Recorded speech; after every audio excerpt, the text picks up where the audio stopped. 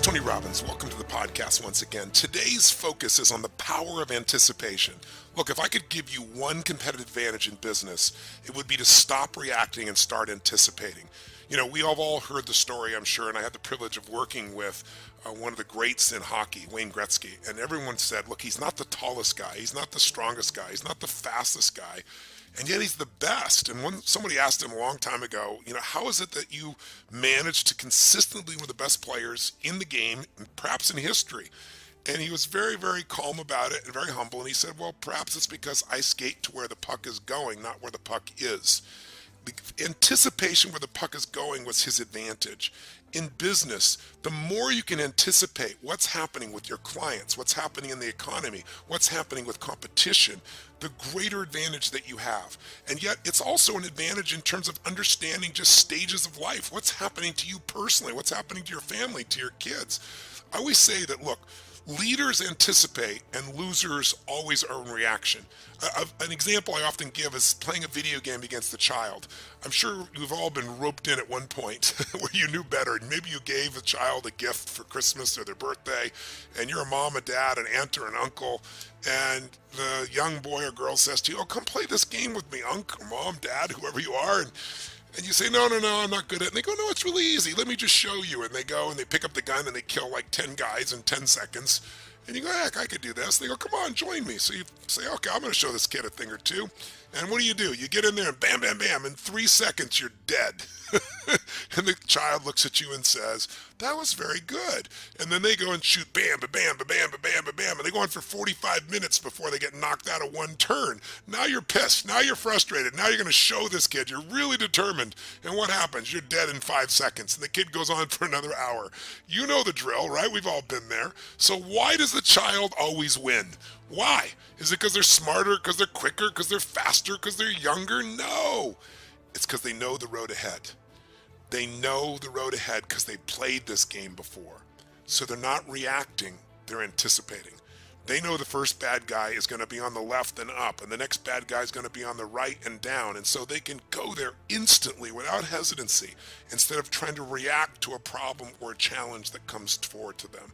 And I really believe this is one of the greatest gifts you can give you in your life. So today, I'm going to talk with you here. I have a little session with you here on the power of anticipation, one of my power talks years ago.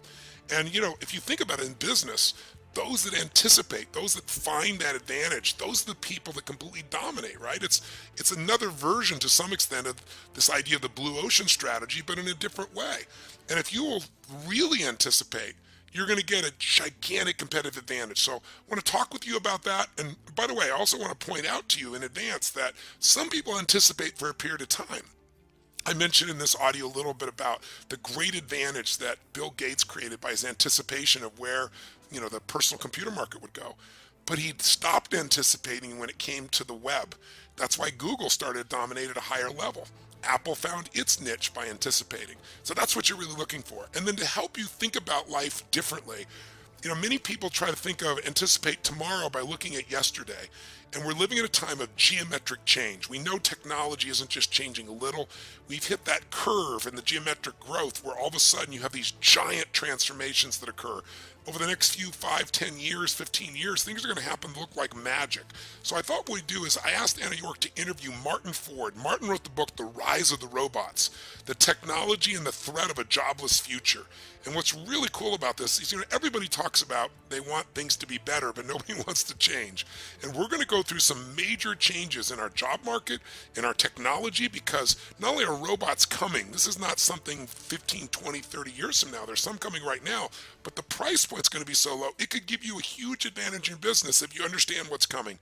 So enjoy the podcast and enjoy Martin Ford. But first, let's talk about some anticipation and its power in your own business and life. We live in a world where all business owners have to be able to run two businesses, the business you're in today and the business you're becoming. The world is changing constantly. And now, more than ever, we need to be aware of new technology breakthroughs, new insights, and changes in culture and economics. The business leader who is constantly anticipating and looking at what's around the corner, rather than just running the business they're in now, is the one who will thrive and grow. And as the developed world stands at a unique moment in history, where technology is replacing more jobs than it creates, your ability to anticipate could make or break your business. The people in our society that have been able to anticipate certain trends are the people that are the best in the world at what they do, and they are incredibly successful and wealthy. A simple example of this would be Bill Gates. Here's a young man who's now the richest man in America. How'd he do it? Was he an absolute genius? Yes, he was very, very bright, but there are a lot of other people brighter than him when he went to Harvard. In fact, that's one of the things he was most frustrated with. He used to be king of the hill. He went to Harvard. He wasn't the best. But he did one thing better than anybody else. He anticipated the growth of an industry called personal computers and a specific need that this industry would have, basic software. And you know what? He even anticipated the best way to market it, that if he went out and tried to sell this himself, he would never succeed. Instead, he made a decision that has made him hundreds of millions of dollars a year and royalties ever since. He decided to give that technology to IBM and allow them to promote it as the industry standard. Anticipation. What if you could have anticipated the idea of using satellites like Ted Turner? What if you could have anticipated the change in eating habits in our nation, where people eat good food by choice, not because they're forced to or because they have to. They actually look forward to it. It's like their first step. What if you could have anticipated fat-free foods or yogurts? Just think about what you could have done with that. And you know what? If you look at some of the failures in your life, where have they come from? I would be willing to bet they came from your failure to anticipate. So how do you anticipate change on the horizon? By accepting new paradigms. Because in business, the psychology of a leader who resists a coming trend is capable of destroying everything he or she has built. What do we really need then to master this principle of anticipation? What do we need to do so we can utilize paradigm shifts to our advantage? The first thing we've got to do is adopt a new belief system. And that belief system is that not only is change inevitable, but it is our advantage. The status quo is not to your advantage unless you're already on top and have mastered it for decades. Now, if you're one of those people, let me tell you your advantage. You're going to have to grow, which will make you happy, because you're not going to be happy just sitting on top doing nothing. But for most people in life, they're still pursuing a way to become better, more successful. And if the rules of the game are changing, it means, guess what? You are on an equal playing field with almost anybody else. I'll give you a fun example. I've been reading a lot of books recently because I really wanted to master this experience of anticipation. I wanted to make it more of a science. So one of the things I started doing is reading a lot of books forecasting the future. So I went back and I reread Megatrends from years ago, and then I read Megatrends 2000, and then I read some of Toffler's books, and then I read Joel Barker's book on Future Edge and managing the future. And as I started reading all these books, Faith Popcorn's book, obviously, The Popcorn Report. And what I decided to do is I thought, well, this is really wonderful. But what I'm doing here is I'm getting everybody else's view of the future, which is really valuable information. But I want to know, how are they predicting it? That was one of my major goals in meeting with some of these individuals personally. How are they predicting the future? In other words, in life, what I used to do is I say, who is really successful at something? Something I want to master. And then I go find out what they're doing that makes them successful. I do the same thing. I model their actions and I get very similar results. And it allowed me to save myself a tremendous amount of time. I compressed time by learning by their experience. But as the years went by, I drove my modeling a little deeper. And I started asking not only, okay, this person's getting a result, what are the actions getting that result? But I started going a step deeper and said, what are the organizing principles that are allowing them to know that these are the actions to take in the first place in order to get those results consistently? And I began to pursue organizing principles, which is, by the way, all Power Talk is about. It's my chance to be with you and to share with you organizing principles. And by having this program, I got to continue to pursue new ones that I can share with you. Certainly, we need to review the ones that make sense. Repetition is the mother of skill. But I'm always searching for another distinction, another organizing principle that can increase the quality of our life.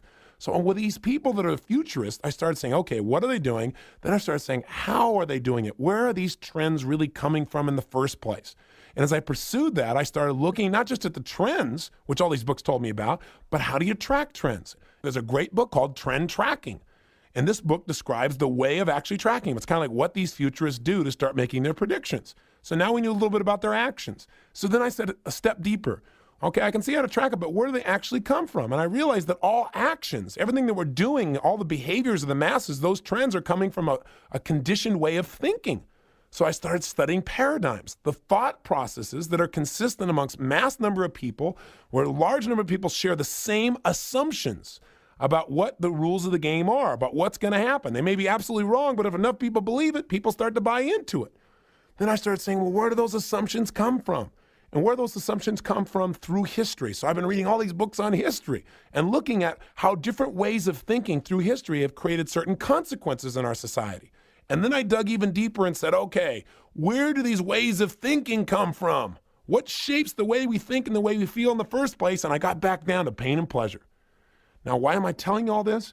Because out of everything I've read, I've clearly come across one critical organizing principle that you must adopt to be successful in any time in human history. It's a belief system that if you'll adopt it, I guarantee you it will change the quality of your life forever. And the belief is simply this: the same level of thinking that has gotten you to the level of success you have today will not get you to the level of success you want for tomorrow and beyond. In other words, all that's worked for you up until now that you value so much may go out the window in a day. And you've got to not only know that, but anticipate that. Now you say, well, that doesn't feel very good. I don't like thinking about everything I've done that works, may just go out the door tomorrow. I'm not saying it will, I'm saying it may, and you got to be prepared for that. You can't be thinking because you're the best at what you do, you're always going to be the best at what you do just by making incremental improvements. Listen, if you worked in the carburetor industry, what happened? Here you were making the best carburetors in town. You were always making your carburetors better and better and better. And one day, guess what happened? Overnight, there were no more carburetors because they had a thing called fuel injection, which cut fuel usage from 1/3 to 2/3. Everybody needed one. Everybody wanted one. And all those skills that you'd honed for a lifetime were worthless. Or how about the vinyl record industry, where literally overnight it disappeared? Think about it. That's called a paradigm shift, where the rules of the game changed overnight. The rules of the game changed, the barriers changed, the approach changed, and you know what? There are brand new winners, and the people that used to be winners are now losers.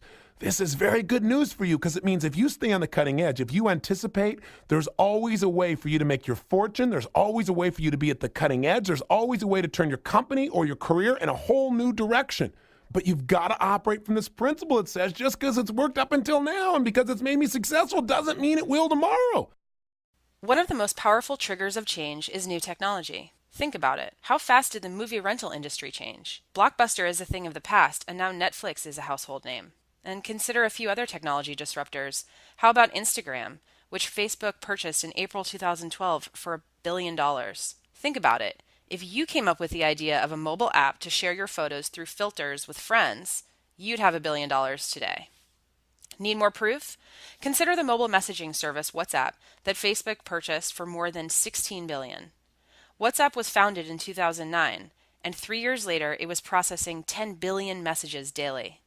That's why participating in tech shifts, not just protecting yourself from them, can make way for your impact in the world and your fortune in business. I'm your host, Anna Jorg, and today we are going to be speaking with a veritable expert on some of the biggest upcoming changes in technology. Martin Ford, software entrepreneur and author of Rise of the Robots, Technology and the Threat of a Jobless Future, which just won the Financial Times and the McKinsey Business Book of the Year award.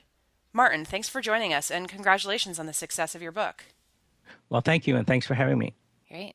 So I'd love to start off with just understanding what drove you to write this book. Why robots? Why did you think it was important to share this information now? Well, I've been running a small software company for quite a few years. I started it back in the mid-1990s, and I saw in my own little business the impact that this was having. Software used to be fairly labor-intensive in the sense that there was physical things to ship. There were CD-ROMs and manuals and all of that created work for typical people. But within just a few years, I saw all of that disappear, and now, of course, software is delivered electronically or it's hosted in the cloud. I mean, there really isn't anything tangible for people to deliver or produce. And as a result, there's a lot less work there, especially for typical people. And my sort of insight, I think, was that was a preview of what we're likely to see everywhere as artificial intelligence and robotics begins to kind of invade the whole economy, not just the technology sector. And that's really what motivated me to start thinking about this and writing about it. So you mentioned that you saw something happen over the past few years, and that's what drove you. How fast is this transition happening, right? So going into 2016 and beyond, do you see the pace accelerating, or do you think that it's just going to continue happening at the same pace that you've seen? In general, all of this technology is subject to an acceleration. It keeps moving faster and faster. And I think you see some evidence of that. You think for example, of self-driving cars, which just a few years ago, no one could imagine. And now every single automotive manufacturing and a whole bunch of tech companies like Google and Uber and all the rest are doing research into this. And it looks like it's really going to happen probably within 10 or 20 years. So I think things do move faster. And I think that as a result of that, a lot of the progress that we see is going to surprise us. You know, you can't look at the last 10 or 20 years and say, well, that's how things worked then, and so the next 10 or 20 years are going to look the same. In fact, everything is going to unfold a lot more rapidly. And I think we really need to start thinking about the implications of all of this maybe a little bit in advance so that we can adapt to it. Right. So what about the sort of domestic versus international question? Because, you know, you're mentioning how robots, you know, they ultimately lower costs and increase efficiency. So the idea is, okay, maybe some of this manufacturing will, you know, move back to the U.S. How do you see that unfolding over the next few years? In general, this is a global trend. You know, it's going to impact every country in the world, including developing countries. We are seeing some manufacturing come back to the United States as a result of this. I mean, that sort of makes sense. If labor is going to become less important in the future, then obviously companies that build factories are going to be less concerned with building them in places where labor is cheap because it's not going to matter too much.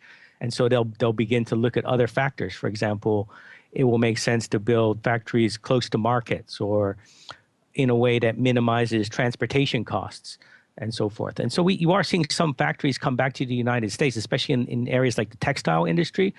But the thing is that the factories come back, but the jobs don't. So you might have a factory that back in the 1980s would have employed 2,000 people. Then that factory went employing 2,000 people. It's only employing 150 people. So there are a lot fewer jobs there. Got it. So what about countries like China with heavy reliance on manufacturing? How will this impact their economy? Well, it potentially could have a tremendous impact. Actually, a couple of months ago, I went to China for a week to do a book tour, and they're very concerned about this. They're concerned about the reshoring issue. They know that by utilizing robotics and automation, we can perhaps move the factories here, and they're worried about that. They're also worried about their factories moving to even lower wage sectors, for example, Vietnam and Indonesia. So in order to prevent that and keep the manufacturing in China, they're bringing their own robots, and they're doing that very aggressively.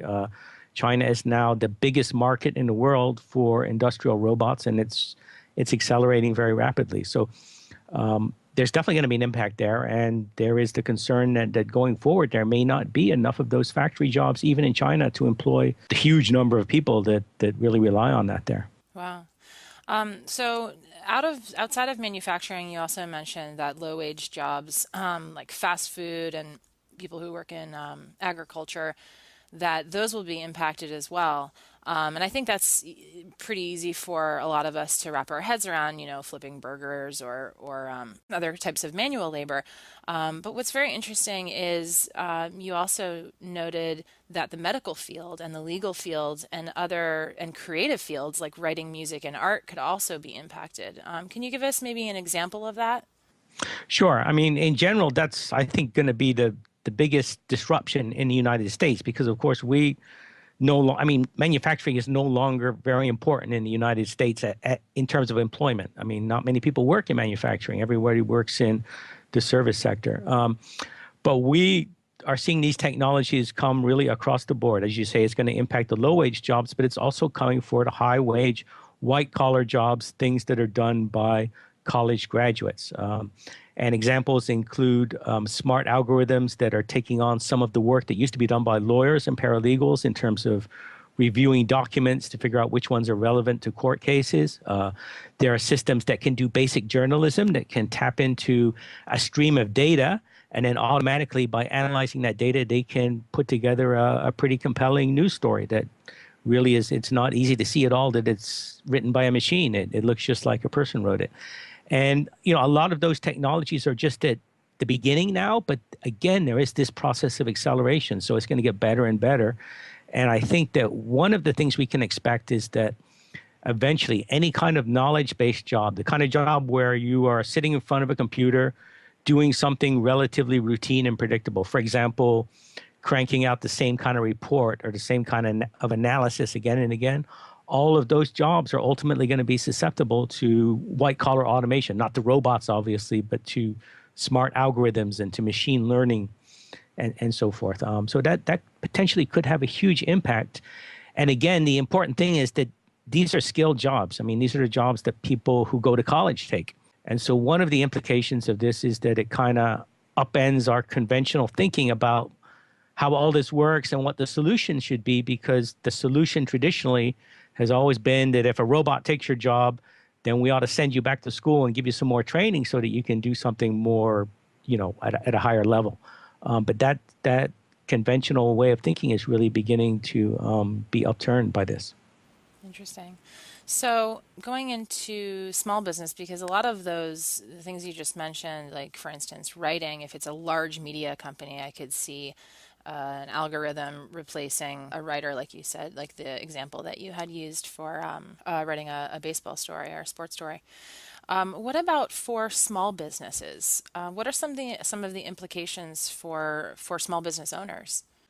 Well, in general, this technology is going to become very widely distributed. I mean, traditionally, robots, of course, have been things in factories, and they've been things that only really big corporations with huge amounts of money can afford to buy. But that's changing rapidly. There are companies specifically focused on building much more affordable robots. An example is Rethink Robotics in Boston that builds the Baxter robot. I mean, that's, I think it's about $25,000. In other words, it costs less than it would cost to hire a person, and it's specifically intended to be accessible to smaller businesses. And you're going to see more and more of that as this develops. The same thing is true in terms of the impact on white collar jobs.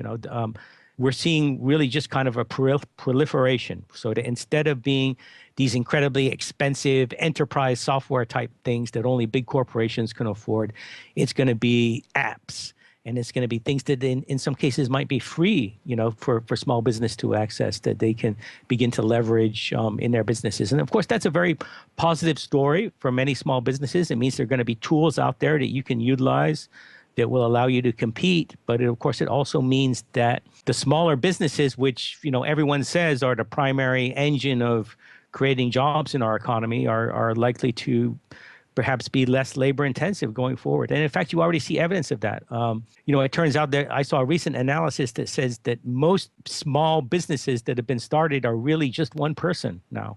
They don't really hire anyone else. It's really just self-employment, where it's one guy working and utilizing all of this technology that's out there to create a job for himself. And that's what it's going to look like more and more in the future. Wow. So what kind of skill set then would a small business owner need to equip him or herself with in order to leverage the technology, right? In other words, who's going to manage the robots? You definitely need to be technology savvy. I mean, you need to be aware of all these opportunities out there as they develop. You don't, I think, necessarily have to be a computer programmer, but you definitely need to be savvy, and you need to be aware of it, and you need to be constantly tapped into what the opportunities are, because if you're not, your competitors will. I mean, I really think that artificial intelligence and robotics are going to be one of the primary drivers that are going to just upend the competitive dynamic for businesses of all sizes. It's going to become just a hugely important parameter on which businesses of all kinds compete. And you already see that with big tech companies like Google and Facebook. They're like in a talent war right now to get the best people in artificial intelligence because it's become something that is just central to the way they compete. But that eventually is going to scale out everywhere, and it's going to be like that for even the smallest businesses. So, I mean, the message is that you've got to be aware of this, and you've got to be, at the leading edge of this if you want to remain competitive in the future. Yeah, great. So, is there anything else, anything outside of some of the concepts in the book, any recent observations that you've had that you want to share?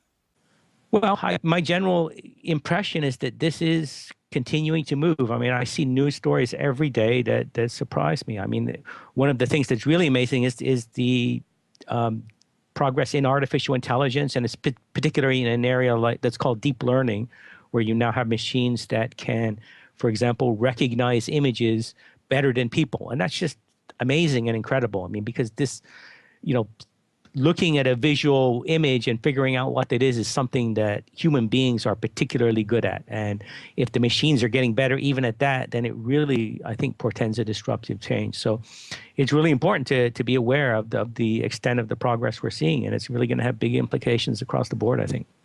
Really interesting. Well, thanks, Martin, so much for your time. Thank you. It's great to be here. Do you have the right mindset and skills to take your business to the next level? Business Mastery is the only event in the world created by Tony Robbins to prepare you to master the mindset and skills you need in business to elevate your game. A one-of-a-kind, immersive program, Business Mastery will allow you to understand the critical factors impacting your business, then refocus and realign with the strategy and psychology you need to compete and innovate in any economy. Remember, business success is 80% psychology and 20% mechanics. If you're ready to learn and master the strategies to help you grow your business and stay competitive, then don't hesitate. Apply for the next Business Mastery program now. Learn more about the Business Mastery event at www.tonyrobbins.com.